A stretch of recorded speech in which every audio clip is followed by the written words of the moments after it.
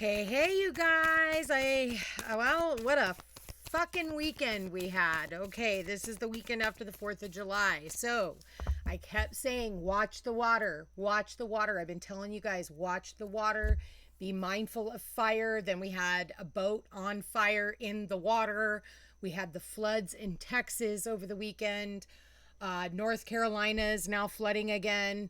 So we've got a lot going on in the sky right now. We just had Uranus and Gemini, and Elon Musk literally just announced a new political party that he is working on inventing. I don't know if it'll be that. There will be more political parties that will be introduced in the next couple of years. So do keep an eye out for that. Also, they're saying that Epstein's list never existed. Okay, so there's Neptune hiding things. That's a lie. They're trying to hide Epstein's list, so keep that in mind as well. That will come out later on, but unfortunately they're trying to keep us in the dark. Okay, so a lot of massive changes that are happening right now. Don't let this fool you. Don't let this scare you. You're going to hear a lot. A lot of people are going to be changing their minds about things with Uranus and Gemini. So it's like you may have been really dogmatic about thinking about this one particular subject or something that you've been doing or something you've been tolerating. It could be an addiction. Like, why am I even doing this to myself anymore? That's going to be the role that's played through the Uranus and Gemini. You're going to have sparks of inspiration, ideas, communications that are going to come out of nowhere, and it can take you off, onto a whole nother path. You could also see with Uranus and Gemini that people might be losing their fucking minds. It's not that we haven't been seeing that for the past few years with all this Pisces energy, but, this is where there could be a lot of mental breaks because Gemini is ruled by Mercury. It is the planet of the area of the mind. Okay. A lot of mental energy in Gemini. So this is also the twins, so there's that duality.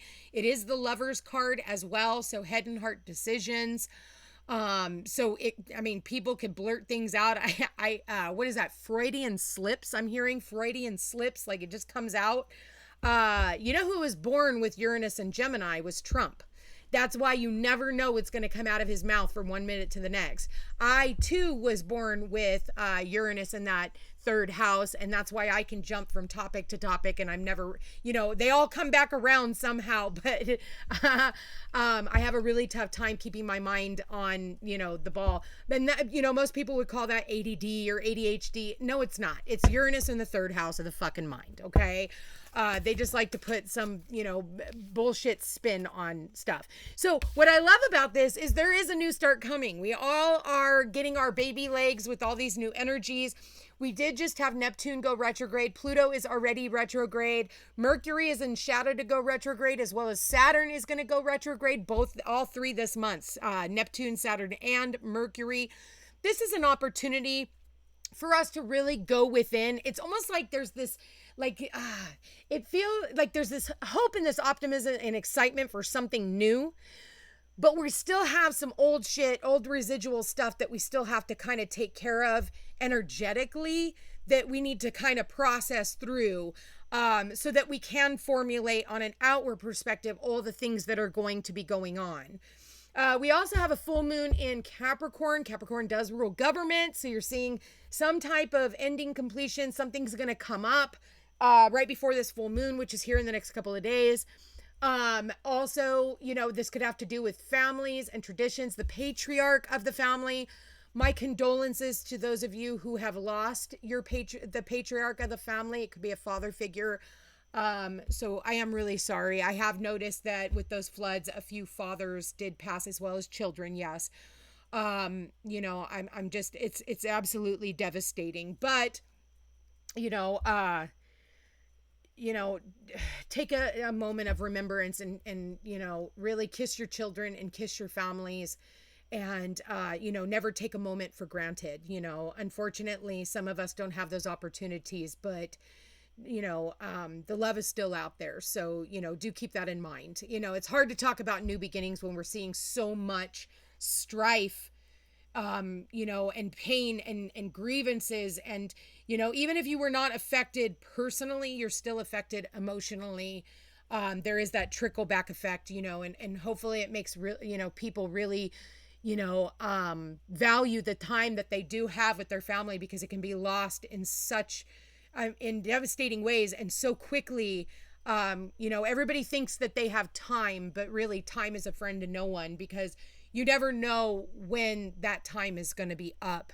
We've tried to adopt that everybody's supposed to live until they're 80 to 100, and that's just not the case. Not everybody was sent here for that. So, really try not to take your family for granted at this time. It's really important that, we really cherish and embrace, what we do have. And even if we don't have a family, like I myself, my family is my friends. I'm very fortunate in that my blood family, they don't exist. I have been completely exiled from my own family. So, but that doesn't mean that I don't send them love and protection on a daily basis, especially with all the shit that's going on in this world, because I can't be there to protect them, So again, my condolences go out to everybody who was affected by what happened in Texas and, North Carolina even, and, just everywhere, the LA fires and Lahaina, and, the list goes on and on and on and on and on, and Paradise Fire, we've lost so many people so senselessly. And, so we do need to be really mindful. Also, cloud seeding is a real thing, man. Cloud seeding is a real thing. Fuck your climate change. Fuck your fucking all that other bullshit that they're trying to put out there. It's all bullshit. They're doing this on purpose, and you just need to keep your eye on a swivel. But anyway, I digress. But I want to get started on your guys' reading. So what else do we have here? So we do have a new start coming. We also have, emotions are running high. Okay, and then we need one more card, Spirit. One more card. What do we... Whoa, we got... Okay, so, wow, we got a few more cards. We've got luck is on your side. I love that. And we got expect powerful change underneath. The emotions are running high. Your commitment is being tested. Let's get one more card out since they kind of want to run a spread. Okay, you are good enough. And a fiery climax approaches. We're talking about fire and climax approaching. Fire and water. We got a lot of water here too. So emotion is water. Okay, energy. So lot going on. Some of you guys are like, you're getting a fire lit under your ass. It's time for you to do something new. There are new starts coming. It could be to do with work. It could be to do with health. It could be, I'm done with this relationship. I've had enough. I'm better than this. And you know what? I know that if I aim for the stars, the universe is going to send me what I need to survive and who I'm supposed to be with, even if that person that you're supposed to be with is yourself. So there is changes coming, and your commitment to your path, your commitment to what you've told the universe that you want to do. And all of that is literally going to come to the forefront. And you are going to be tested to see if you're still on that path, or if you're still, don't get off the beaten path. We have Neptune now retrograde. Again, you don't want to veer too far away from your path. It's like, you might already be on your mission, but you're not seeing the fruits of your labor. So you're like, well, maybe I'll just try something else. And then you get totally taken off your path. And then the universe, Saturn goes direct, by the end of the year. And now you're getting your ass handed to you on a silver platter. And because you veered off path, veered off course. So there are a lot of endings that are happening right now, and listen, try to do this in a soft manner. Don't get mad. Don't get mad. Okay. Just know that this is what needs to happen, because Aries can also be ego. And I did say, I see the card, don't let pride get in your way, so you're definitely seeing a lot of changes, but they're lucky changes. Even though on the outside, it looks like the world is going to hell in a handbasket and everything's going to shit. Really, it's actually being formulated so that we can have these changes happen, talking about this new start coming. Like if you didn't go through that breakup, yes, it, rocked your fucking world and whatever, whether it was a job or whether it was, whatever, relationship, like you wouldn't be where you are today with all these amazing new opportunities that are going to try and come through. Some of you, this is, but it can also attack your self-worth. It can, bring in insecurities and those types of things. So, just be mindful with that. Because I do feel like really awesome, amazing things are happening. It's just going to come through some form of like a clash, and it's like, okay, what's done is done. Like, I'm fucking done. You know, I'm too good for this situation. I got better things to, better fish to fry, and I am being protected by the universe. I just keep seeing these two cards. These two cards, this is very mutable energy: Sagittarius, Gemini, Virgo, and Pisces. Very, very mutable, but it's once you take action, because there's Pisces and Gemini right underneath that. Oh my God. So you're going to have to take action on something that you want. You're going to have to go full bore, even if that means closing out a cycle and just being done. You've had enough time to meditate and contemplate on what you want to fucking do. Now, if this is something brand new, I do not suggest any fucking new beginnings during a retrograde, which we are, by the end of this month, have 4 planets in retrograde. So this is, again, that's why, even Elon Musk introducing like a new political party, not that it won't come to fruition, it could just be really hard to begin something new during a Mercury retrograde. Like, this is planet communications and marketing and all that stuff. So be careful what you're following, because it may sound all good on the outside, but there needs to be some tweaks when Mercury goes direct. So we'll see what happens with all of that. But that is something that is coming up. He is not the only person that's going to be introducing a new political party. You will hear more about there could be a few of them. Okay. So, be mindful of that as well. What you're blindly following, especially when you don't have enough information. And when Mercury is retrograde, we don't have all the information to make a sound and just decision on our own behalf. It's half-assed information, and it still is subject to change. Okay? So keep that in mind as well. Don't allow your ego to just go running with Elon just because you like him or, whatever, and you believe in what he does. There's some things that are hidden under the surface that you don't quite fully fucking know. And especially when it comes to government, they never fucking tell you. They're having all these secret meetings, Pluto and Aquarius, secret fucking meetings behind your back. And they're making plans behind your back to do all this shit. And they're sneaking it all in. So keep that in mind as well. But there is endings. There is endings. There is completions. I want to say too, be mindful of fighting with people, arguing. It's not even worth it. If you are dealing with any type of court stuff, okay, this is like, God, when are we going to get over this? I feel like there is a climax approaching, because Sagittarius is ruled by Jupiter.